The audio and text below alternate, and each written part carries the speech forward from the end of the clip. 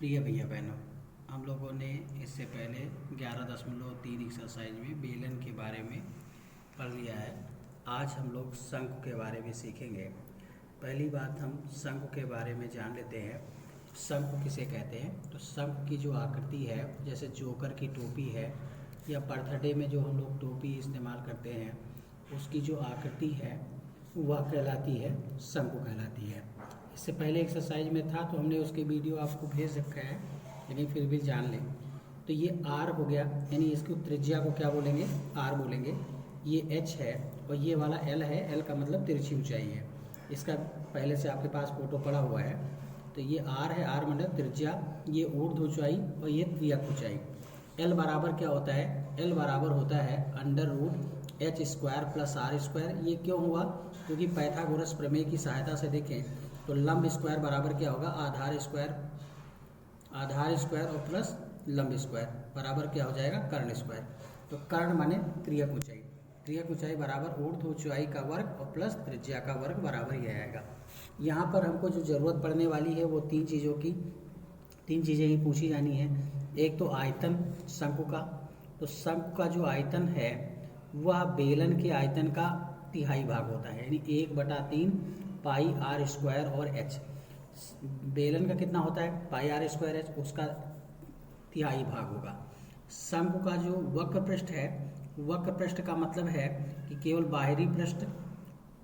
शंकु का वक्र पृष्ठ बराबर आएगा πr×l आएगा।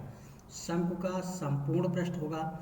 संपूर्ण पृष्ठ का मतलब हो जाता है कि जो नीचे आधार है वो भी हमें उसका क्षेत्रफल जोड़ना है, यानी जो वृत्ताकार आधार है इसको हम ऐड कर देंगे। तो शंकु का संपूर्ण पृष्ठ आएगा, संपूर्ण पृष्ठ वो बराबर क्या हो जाएगा? πrl तो होगा ही होगा। यानी जैसे एक तंबू बनाते हैं तो तंबू बनाने में कपड़ा जो लगेगा वो वक्र पृष्ठ है, लेकिन आप जमीन पर भी अगर किसी कागज़ के आपने शंकु का निर्माण कर दिया, लोहे का शंकु बनाना है, तो आपको ये वृत्त भी जोड़ना पड़ेगा। इसलिए उसको बोलते हैं हम शंकु का संपूर्ण पृष्ठ, यानी πrl हो जाएगा। और प्लस क्या जुड़ जाएगा? πr²। को जुड़ गया क्योंकि हमको एक वृत्त यहाँ पर और भी जोड़ देना है। इसको कॉमन ले लें तो πr कॉमन हो जाएगा, तो ये बचेगा l+r बचेगा। अब इन्हीं के आधार पर हमने पहले एक्सरसाइज में देखा 11.4 एक्सरसाइज में जो पहला क्वेश्चन है उसमें लिखा है एक जो शंकु है, शंकु इनमें फिगर सब में बनाएंगे। तो शंकु का आधार दिया है, आधार की जो त्रिज्या है वो दी गई है, r बराबर कितना दिया है? 6 सेंटीमीटर, और l बराबर दिया है 10 सेंटीमीटर। अब आपसे यहाँ पे उन्होंने h नहीं पूछा है, लेकिन h निकालना पड़ेगा क्योंकि आयतन पूछ रहा है, और आयतन के फार्मूले में हम लोगों को मालूम है πr² h होता है। तो जहाँ ऊंचाई है, ऊंचाई का मतलब ऊर्ध्व ऊंचाई ही होती है। तो h निकालें तो बोलो, अभी हमने पढ़ा है तो h निकालना है तो l निकालना होता है। देखो l बड़ा है, यानी 90 अंश कोण बड़ा होता है, 90 अंश के सामने की भुजा कर्ण बड़ी होती है।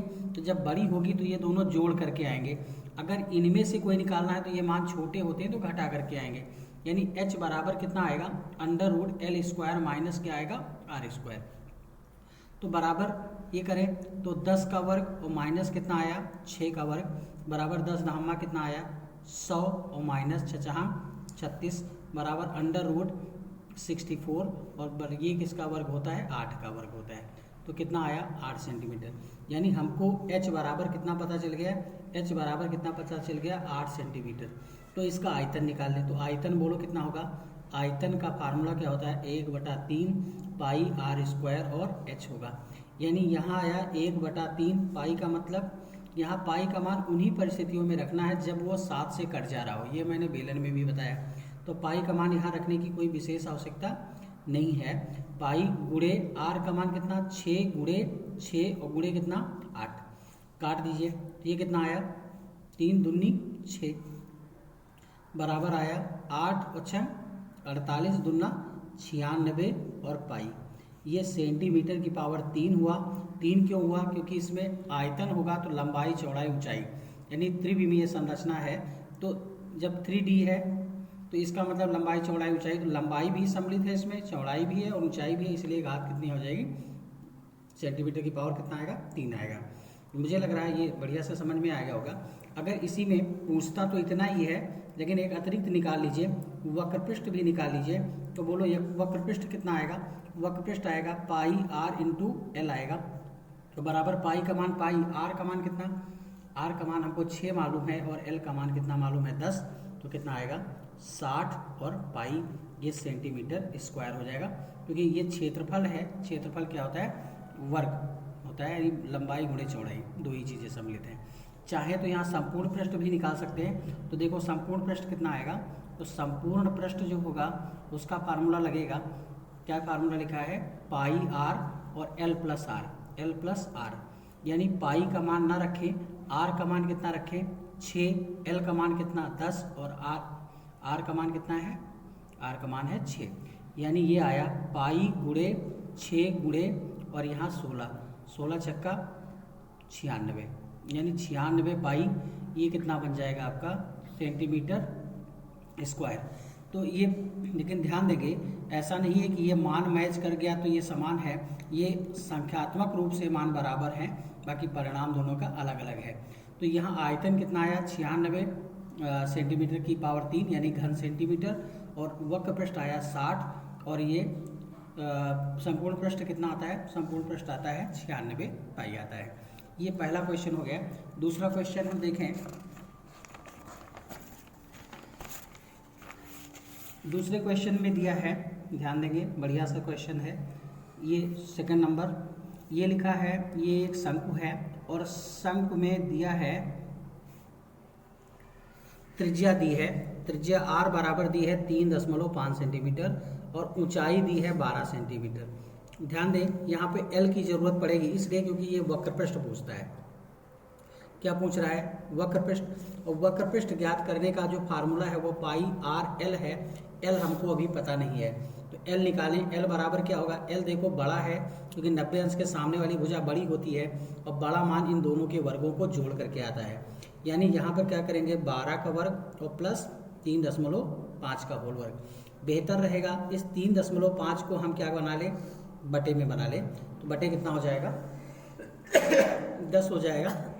अब ये 5 से कटे 5 सत्ते 35, 5 दूनी 10, यानी बराबर कितना आया 12 बराबर 144 और प्लस 7 सता 49 बटे 4, यानी बराबर अंडर रूट हो जाएगा 144 और गुणे 4 और प्लस 49। ये क्यों आया, क्योंकि जब हमने लासा ले लिया कितना 4, तो 4 लासा लिया, इसका हर कितना 1, तो ये 4 से गुणा हो जाएगा, बराबर 576 और प्लस कितना हो जाएगा 49 बटे 4, यानी टोटल आएगा 625 और बटे कितना 4। अंडर रूट ना निकाल लो, तो हमको मालूम है कि 26 का 625 का कितना होगा 25 और 4 का कितना होगा 2, यानी टोटल मान आया 12.5 सेंटीमीटर। ये किसकी वैल्यू आई, एल का मतलब क्या चीज़, तिरछी ऊंचाई, एल का मतलब तिरछी ऊंचाई। जब तिरछी ऊंचाई हमको पता चल गई तो हमें यहाँ पर मान रखना है। पाई का मान कितना, पाई का मान ना रखें क्योंकि कट तो जाएगा, पाई का मान रख दीजिए। तो कितना रखें 22 बटे कितना 7 और गुणे त्रिज्या कितनी है 3.5 और गुणे एल कितना है 12.5।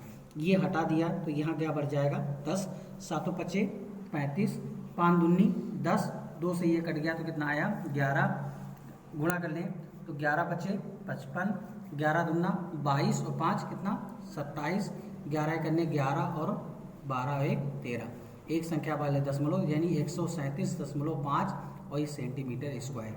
ये हमारा आंसर आ गया।